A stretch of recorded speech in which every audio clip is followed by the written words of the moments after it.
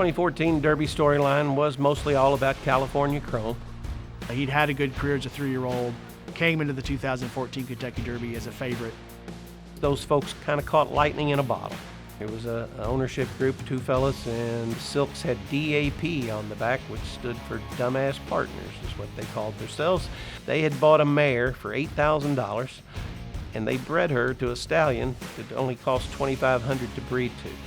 So for that initial investment, $10,500, here they come in with the Derby favorite. They told me, they said they're gonna have a colt come up and they'd love for me to train him. And of course they said, we'll probably wind up winning the Kentucky Derby with him, which everybody always has that dream, you know. And this time it turned out. So it was quite a story.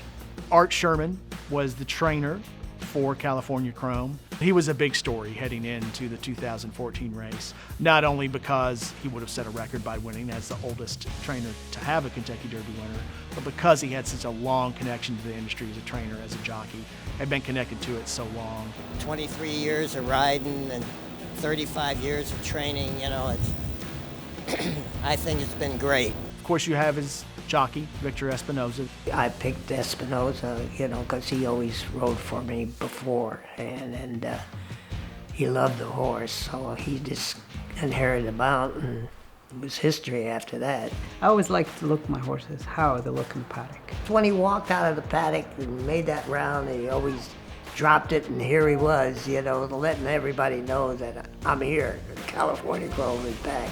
He looks amazing.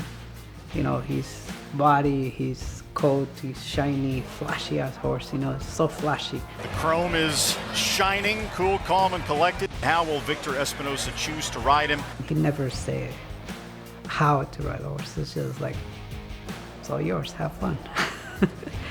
And I was like, all right, thanks. Like, yeah, it's gonna be a fun ride.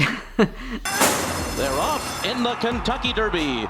A good start for California Chrome. He broke a bit outwardly. He'll be among the early leaders. I just don't want to take him out of his speed.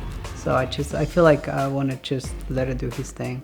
Uncle Si, California Chrome, and Cheetu will set the pace in the Derby.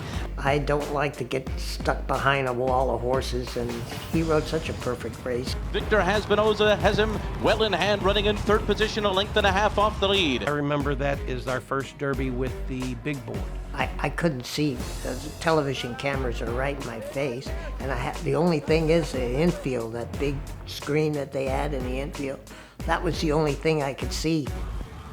You knew he was just breezing down the backside, you know, just waiting to see how the race unfolded, turning for home. And they're coming to the top of the stretch, and California Chrome makes his move for the lead. That horse, he has so much power.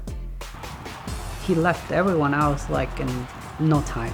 California Chrome is pulling away. He's got a 5-length lead on his competition. I just remember it being fairly uneventful, his trip that year, and he just proved that he was the best horse. I don't think it was too much in doubt. California Chrome shines bright in the Kentucky Derby.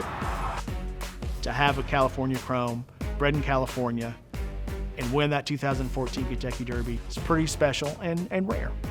All I gotta say is, do you non-believers believe this horse now and believe this man can train a horse? Because if you don't, you need to have your head examined. You look back now and you think, wow, you know, it's kind of like a dream come true. You can never find another one like him. To win the Kentucky Derby in 2002, over a decade, come back again. Crossing that wire is the best feeling ever, winning the Kentucky Derby with California Chrome.